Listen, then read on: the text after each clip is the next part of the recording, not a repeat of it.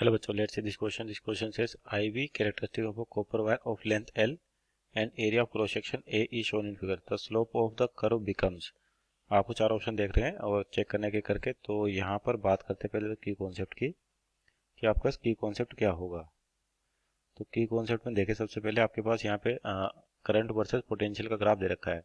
तो यहाँ से अपन ओम्स लॉ को यूज़ कर सकते हैं या simple resistance of a wire ये भी बता सकते हैं या simple resistance of a conductor तो देखिए आपके पास जो रेजिस्टेंस होता है बेसिकली आर की वैल्यू की बात करते हैं तो आर इक्वल होता है rho L by A. Rho density होगी आपके पास रेजिस्टिविटी सॉरी, एल लेंथ होगी, ए हो गया एरिया क्रॉस सेक्शन। और यहाँ पे जो ग्राफ दे रखा है अपने को आई वर्सेस वी दे रखा है तो ओम्स लॉ से अपन क्या कहते हैं V equal to I R होता है।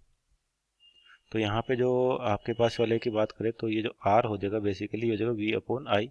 तो वी अपॉन आई क्या होगा यहाँ पर अगर वी आई ग्राफ होता आपके पास वोल्टेज करंट ग्राफ होता इस तरीके से जैसे ओम्स लॉ में होता है ये वी होता ये आई होता तो ये जिसकी स्लोप होती है इसको बताती है रेजिस्टेंस को। लेकिन यहाँ पे पैरामीटर रिवर्स है आपके पास तो यानी कि यहाँ पर जो आर है ये ग्राफ की स्लोप है और पैरामीटर रिवर्स कर दें इसका मतलब जो स्लोप होगी अब अपने पास वो क्या हो जाएगी 1/r हो जाएगी आपके पास 1/r।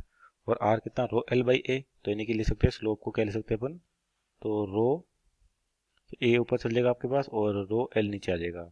ये स्लोप हो जाएगी आपके पास ग्राफ की। देखिए यहाँ पर पहला ऑप्शन दे रखा है कि more if the experiment is performed at higher temperature यानी कि अगर अपन टेम्परेचर बढ़ाएं तो स्लोप ज़्यादा होगी। तो देखिए टेम्परेचर बढ़ाने पर होता क्या है कि आपका टेम्परेचर बढ़ाएं तो आपका लेंथ भी इंक्रीज होती है और क्रॉस सेक्शन एरिया भी इंक्रीज होगा।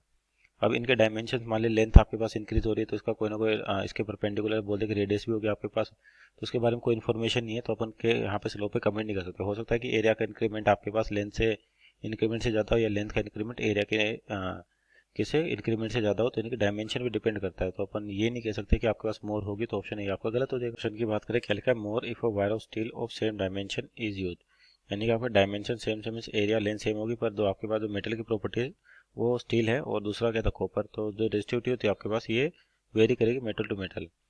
तो जो कॉपर उसकी रेजिस्टिविटी आपके पास ज़्यादा होती है एज कम्पेयर टू आपके पास यहाँ पर जो कॉपर है।